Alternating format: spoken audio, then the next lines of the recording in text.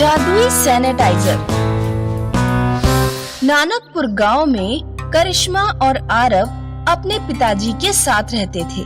उनके पिताजी टीबी के मरीज थे। वे दिन भर खटिया पर पड़े रहते। करिश्मा का 2 मंजिला मकान था। नीचे के फ्लोर पर वे लोग रहते थे और ऊपर किराएदार। उनके घर कोई कमाने वाला तो था नहीं, इसीलिए किराए से ही उनके घर का खर्चा चलता था। करिश्मा आरव के घर पर श्यामलाल नाम का किराएदार अपनी पत्नी के साथ रहता था। श्यामलाल की नजर करिश्मा आरव के मकान पर थी।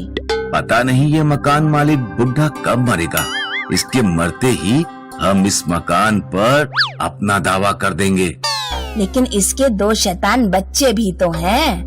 अरे बच्चों की कौन सुनेगा। मैंने मानव तस्करों से बात की है, इन दोनों को बेच देंगे। और गांव वाले पूछेंगे तो? गांव वालों से कह देंगे कि लड़की एक लड़के के साथ भाग गई और लड़का एक लड़की के साथ भाग गया। कैसे भी ये बुढ़ा मर जाए तो मकान अपना। गांव में एक अमीर परिवार रहता था जिसके सदस्यों का विदेश में आना जाना था। उनके घर का एक आदमी अमेरिका से 2 सफेद चूहे लाया था। चूहों में कोरोना बीमारी के कीटाणु थे।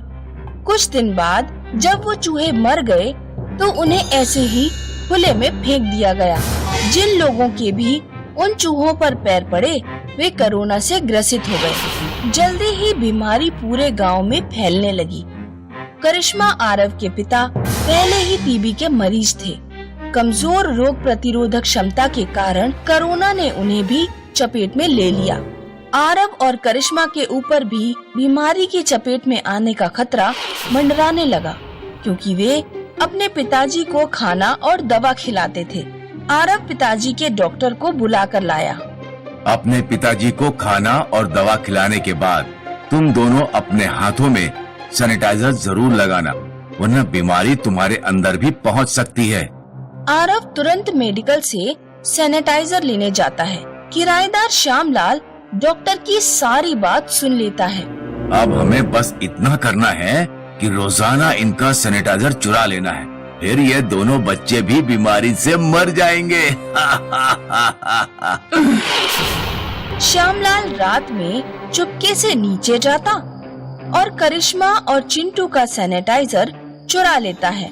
अगले दिन आरव ने देखा कि सैनिटाइजर गायब है। करिश्मा, तू सैनिटाइजर का डिब्बा खा गई क्या? कहीं नहीं मिल रहा। नहीं मिल रहा है तो दूसरा सैनिटाइजर ले आ। आरव फिर से मेडिकल जाकर नया सैनिटाइजर लेकर आता है, लेकिन अगले दिन सैनिटाइजर फिर गायब हो जाता है। ऐसा 3-4 दिनों तक लगातार होता रहा। एक दिन करिश्मा श्यामलाल के पास किराया मांगने गई। अंकल, किराया दे दीजिए, पापा की दवाइयाँ और सैनिटाइजर लाना है। श्यामलाल बीमार होने का दिखावा करने लगा। बेटा, मैं बहुत दिनों से बीमार हूँ, इस बार किराया नहीं दे पाऊंगा, अगली बार ले जाना। वो अपने पिता को खाना और दवाइयाँ भी नहीं खिला पा रहे थे, क्योंकि उनके पास सैनिटाइजर भी नहीं था। दोनों भाई बहनों की समझ में नहीं आ रहा था कि क्या करें। दोनों गांव के पुराने कुएं के पास बैठकर रोने लगे। कुएं में से एक जिन्न बाहर निकलता है। क्या हुआ? तुम दोनों क्यों रो रहे हो? हमारे पिता बीमार हैं, हमारे पास सैनिटाइजर नहीं है। अगर हम अपने पिता को खाना या दवा खिलाने के बाद हाथों में सैनिटाइजर नहीं लगाते तो हम भी बीमार पड़ जाएंगे। जिन दोनों को एक जादुई सैनिटाइजर देता है।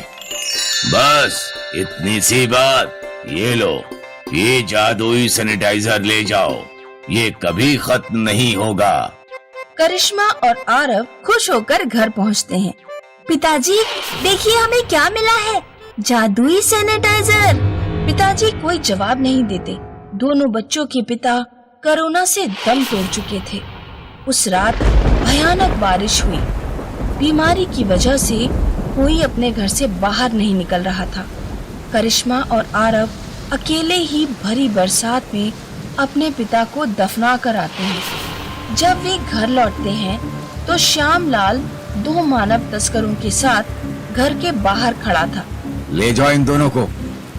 गुंडे करिश्मा और आरव को कंधे पर उठाकर ले जाने लगते हैं। जब वे उन्हें लेकर जंगल में पहुंचते हैं तो आरव पेड़ से एक लकड़ी तोड़कर दोनों बदमाशों के सिर पर मार देता है। दोनों बदमाश बेहोश हो जाते हैं।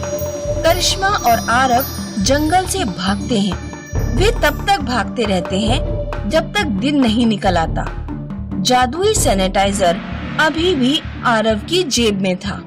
अब हम घर वापस तो नहीं जा सकते, श्यामलाल हमें मार डालेगा। मेरे पास एक आइडिया है। बीमारी फैली होने के कारण इस समय सैनिटाइजर की बहुत डिमांड है और हमारे पास एक ऐसा सैनिटाइजर है जो कभी खत्म नहीं होगा। हम इस जादुई सैनिटाइजर से निकालकर सैनिटाइजर को छोटी छोटी बोतलों में भरेंगे और सस्ते दामों में बेचेंगे। अच्छा आइडिया है। आरव और करिश्मा पड़ोस के गांव में पहुंचकर सैनिटाइजर बेचना शुरू कर देते हैं। बीमारी फैली होने की वजह से सैनिटाइजर की डिमांड बहुत ज्यादा थी। लोगों ने आरव और करिश्मा का सैनिटाइजर हाथों हाथ ले लिया। कुछ ही समय में उनके पास ढेर सारे पैसे इकट्ठे हो गए। उन्होंने अपने लिए एक छोटा सा घर भी खरीद लिया। वे दोनों 5 साल तक किसी तरह पैसे कमाते रहे। अब वे बच्चे नहीं रह गए थे, बड़े हो चुके थे। कोरोना महामारी भी खत्म हो चुकी थी। अब वक्त आ गया है, हम अपना पुराना घर श्यामलाल से वापस ले लें। आरव और करिश्मा पुलिस को लेकर अपने पुराने घर पहुंचते हैं। श्यामलाल मकान देने से इनकार कर देता है, तो वो दोनों कोर्ट जाकर श्यामलाल के खिलाफ केस दायर करते हैं और केस जीत जाते हैं। श्यामलाल को मकान खाली करना पड़ता है। किसी ने ठीक ही कहा है, अंत में जीत हमेशा सच्चाई की होती है।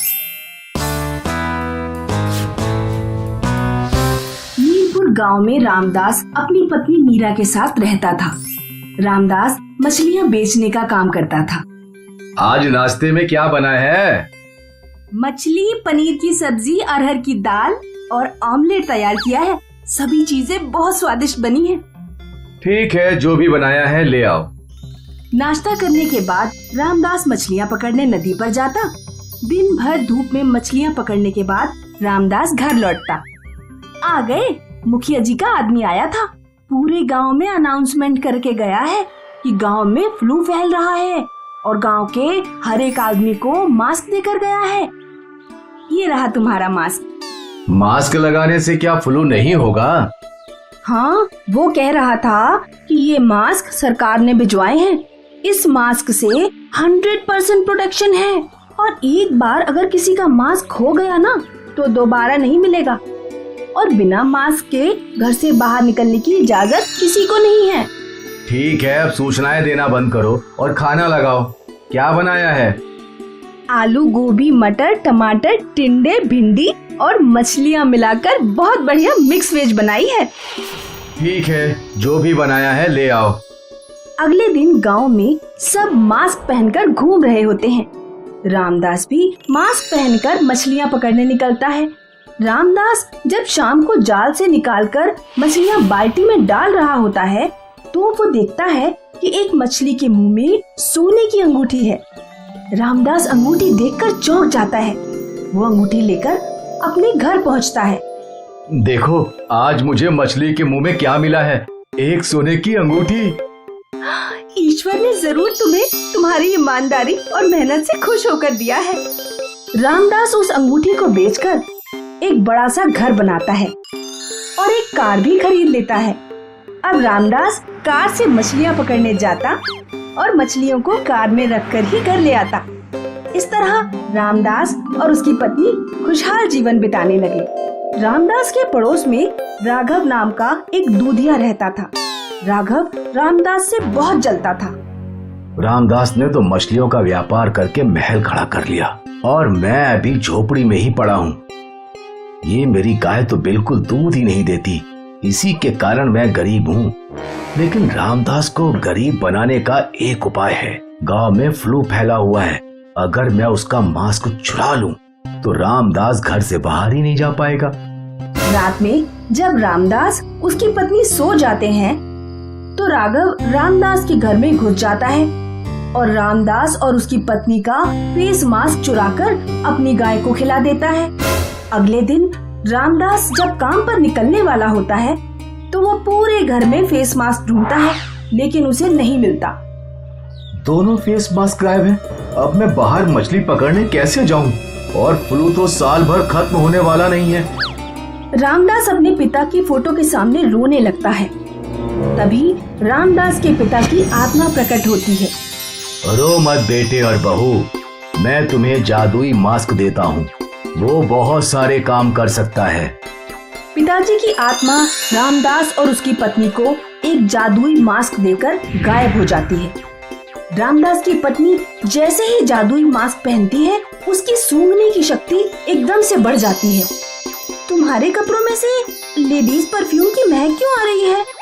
अरे बाजार में मछलियाँ बेचने जाता हूँ तो बहुत सारी औरतें भी मछलियाँ खरीदने आती हैं। थोड़ी दूर से मछलियाँ बेचा करो उन्हें। अगले दिन जब जादुई मास्क पहनकर रामदास नदी किनारे जाता है तो वो अपनी सूंघने की शक्ति से पहचान लेता है कि नदी में मछलियाँ किस जगह पर हैं। जादुई मास्क की वजह से रामदास पहले से दोगुनी मछलियाँ पकड़ पाता। अब हम अपनी कंपनी खोलेंगे और मछलियाँ निर्यात करना शुरू करेंगे। जादुई मास्क की वजह से रामदास का धंधा दोगुना हो गया। एक दिन रामदास और उसकी पत्नी जादुई मास्क के बारे में बातें कर रहे थे। आज हम जो भी हैं, पिताजी द्वारा दिए गए इस जादुई मास्क की वजह से हैं। राघव खिड़की से रामदास की सारी बातें सुन लेता है। जब रामदास और उसकी पत्नी मास्क उतारकर सो जाते हैं तो राघव उनके घर में घुस जाता है और जादुई मास्क चुराने की कोशिश करता है। राघव जैसे ही जादुई मास्क छूता है, उसे करंट लगता है और वो बेहोश होकर गिर पड़ता है। अगले दिन जब रामदास और उसकी पत्नी सोकर उठते हैं तो वो राघव को अपने घर लेटा हुआ पाते हैं। रामदास और उसकी पत्नी समझ जाते हैं कि राघव ही वो चोर है। उसने ही पुराने मास्क चुराए थे और अब वो जादुई मास्क चुराने आया था। रामदास राघव को पुलिस के हवाले कर देता है।